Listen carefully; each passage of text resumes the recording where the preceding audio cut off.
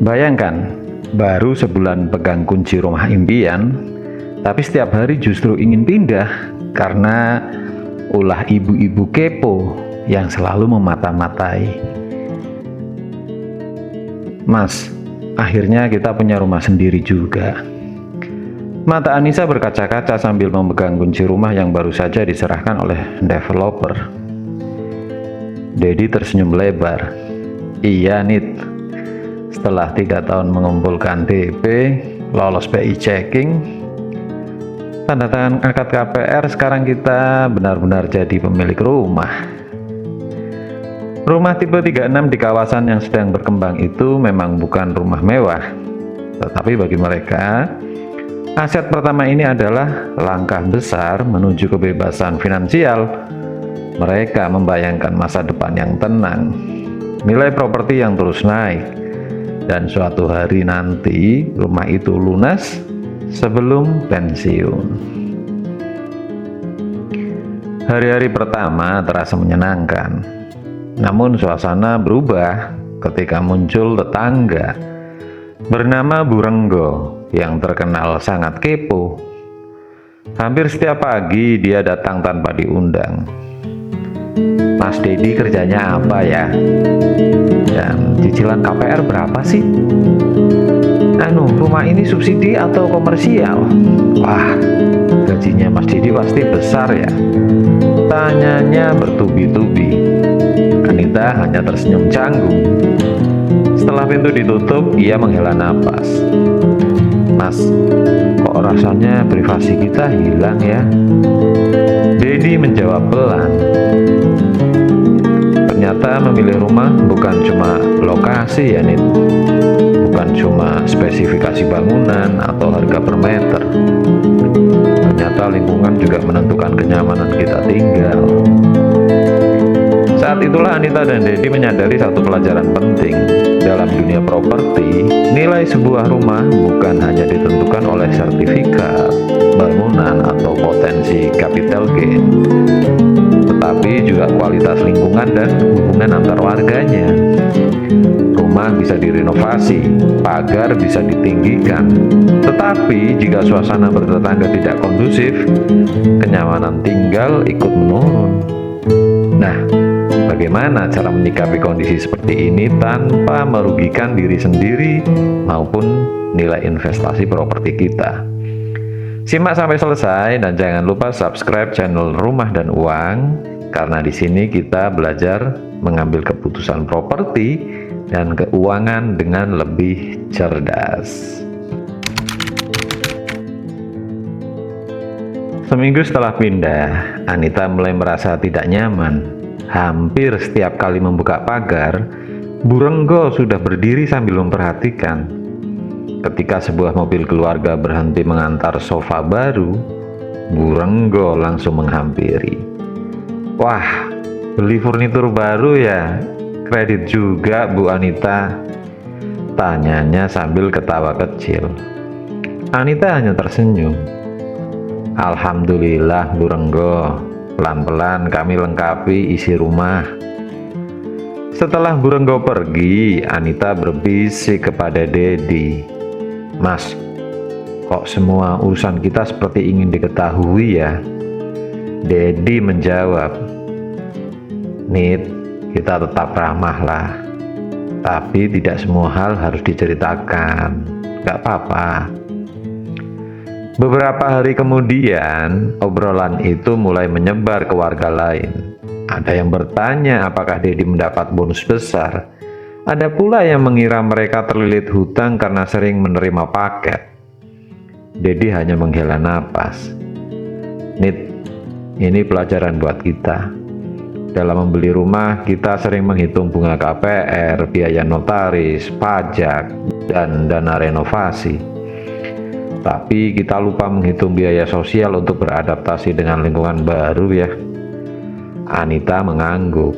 Dia sadar, tinggal di sebuah perumahan berarti hidup berdampingan dengan karakter tetangga yang berbeda-beda. Malam harinya, Dedi mengajak Anita duduk di teras. Kita jangan terpancing emosi. Rumah ini kita beli untuk masa depan, Nit, bukan untuk dipenuhi pertengkaran. Anita tersenyum tipis. Sejak saat itu mereka sepakat menerapkan prinsip pertama, tetap sopan tetapi menjaga batas privasi. Mereka percaya kenyamanan tinggal bukan dibangun dari membalas gosip, melainkan dari sikap dewasa dan komunikasi yang baik. Namun mereka belum menyadari ujian yang lebih besar ternyata sudah menunggu di depan. Puncak masalah akhirnya datang. Suatu sore, Dedi pulang kerja lebih awal karena jadwal kantor berubah. Keesokan harinya, Anita mendengar bisik-bisik di pos ronda. Katanya Mas Dedi kena PHK ya? Makanya sering di rumah.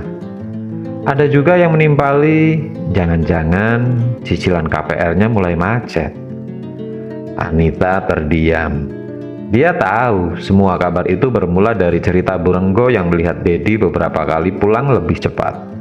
Malamnya Anita berkata dengan mata berkaca-kaca, "Mas, baru beberapa bulan tinggal di sini tapi rasanya seperti tidak diterima ya." Dedi menggenggam tangan istrinya. "Nit, kita jangan kalah oleh gosip." Beberapa hari kemudian, situasi semakin memanas.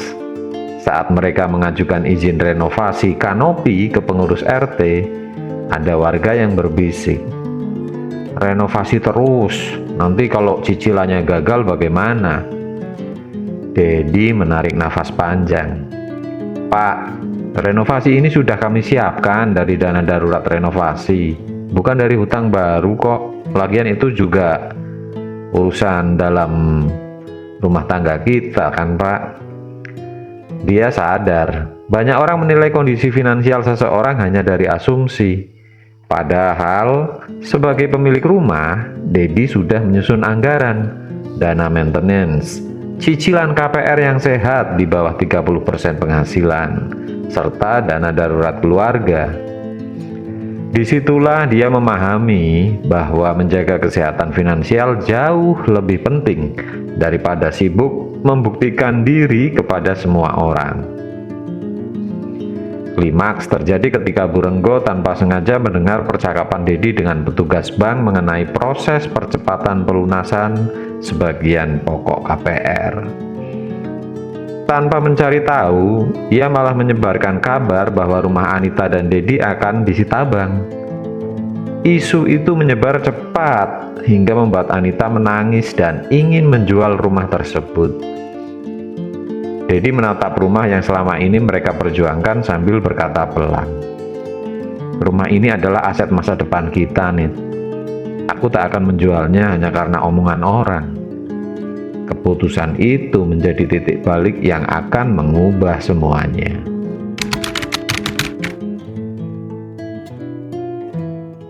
Seminggu setelah gosip itu menyebar, sebuah mobil bank berhenti di depan rumah Anita dan Dedi. Bu Renggo yang melihat dari balik jendela langsung berbisik kepada beberapa tetangga, "Nah kan, saya bilang juga apa, pasti rumahnya mau disita." Namun beberapa menit kemudian petugas bank justru keluar sambil tersenyum dan berjabat tangan dengan Dedi. "Selamat ya Pak Dedi, permohonan restruktur percepatan pelunasan pokok KPR Bapak sudah disetujui. Cicilan Bapak akan lebih ringan dan tenor bisa dipersingkat." Bu Renggo terdiam.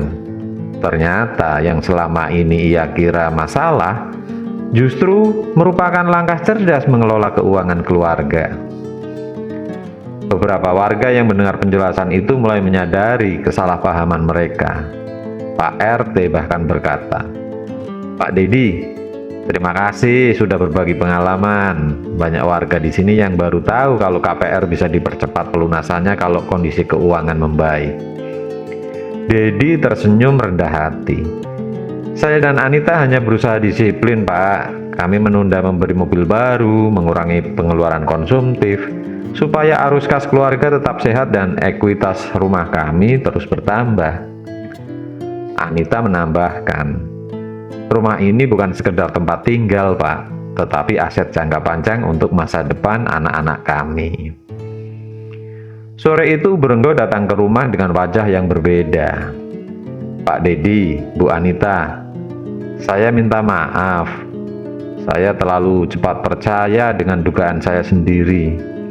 Anita tersenyum lalu mempersilahkan masuk. Dedi menjawab pelan, tidak apa-apa, Bu. Yang penting sekarang kita saling mengenal lebih baik. Sejak hari itu suasana perumahan berubah. Warga mulai menghargai privasi satu sama lain. Sementara Anita dan Dedi semakin yakin bahwa keputusan bertahan di rumah impian mereka adalah pilihan terbaik. Namun, sebuah kejadian tak terduga beberapa bulan kemudian akan membuktikan bahwa berbuat baik kepada tetangga tidak pernah sia-sia. Beberapa bulan setelah kejadian itu, hujan deras mengguyur kawasan perumahan mereka. Salah satu rumah yang paling terdampak justru rumah Bu Renggo. Air masuk hingga ke ruang tamu. Sementara suaminya sedang bekerja di luar kota. Tanpa berpikir panjang, Dedi membantu mengangkat perabotan, sedangkan Anita menyiapkan makanan hangat. Bu Renggo yang dulu sering bergosip, kini menangis haru. Pak Dedi, Bu Anita, saya tidak menyangka kalian masih mau membantu saya setelah semua yang terjadi. Dedi hanya tersenyum. Bu, kita ini kan tetangga.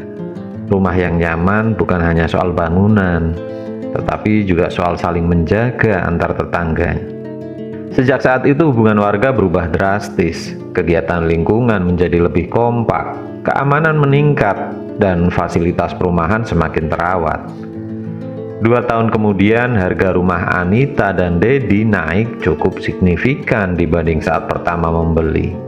Mereka menyadari satu hal penting dalam dunia properti, lingkungan yang sehat dapat meningkatkan kualitas hidup sekaligus menjaga nilai investasi.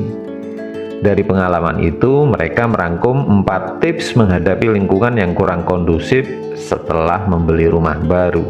Yang pertama, jangan bereaksi emosional terhadap gosip. Kedua, jaga privasi tanpa memutus hubungan sosial. Yang ketiga, aktif dalam kegiatan positif warga tentunya.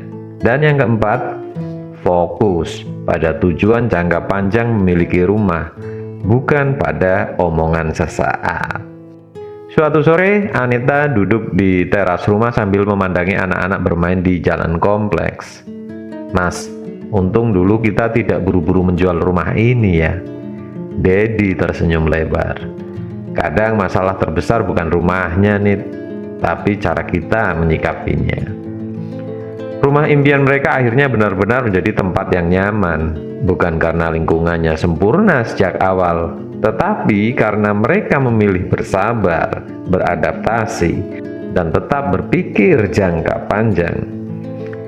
Jika Anda sedang mengalami hal serupa setelah membeli rumah, ingatlah bahwa kenyamanan bertetangga juga perlu dibangun. Dan jika Anda suka kisah serta pelajaran seputar properti dan keuangan keluarga seperti ini, jangan lupa subscribe channel Rumah dan Uang.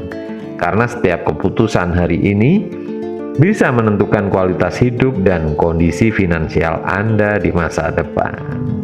Sampai jumpa di episode selanjutnya.